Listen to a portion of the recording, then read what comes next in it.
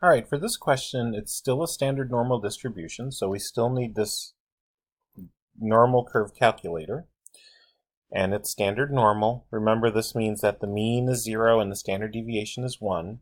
But this time, they want us to find C. So they're trying to have us find this number that equals this area of 0.9633. So this is basically, if you want to think about it, I'm doing the problem with an inverse. So I'm doing it given an area.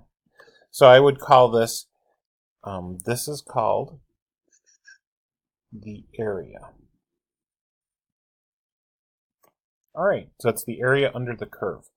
So over here to the right, I have to be very careful which way I do this. Right at the beginning, do you see where I have area from a value? This time I want value from an area, so I got to click this one. So here's the deal. I have to put in the area, which is the 9,633. The mean is still 0. The standard deviation is 1. And I want to find that this area, so see how this says less than? So over here, where I have this less than, that means below.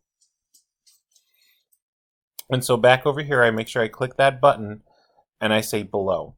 And that's my answer right there, 1.79. All right, so let's go to the homework and type this in. Let's go back to the homework and do 1.79.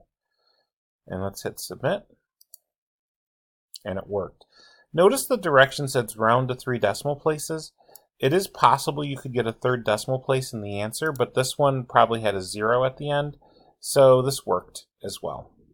All right, so that one's actually pretty straightforward. Again, you must remember that when you're given the area, so when you're given this number here, you have to pick this button right here. Okay, that one should be pretty straightforward now.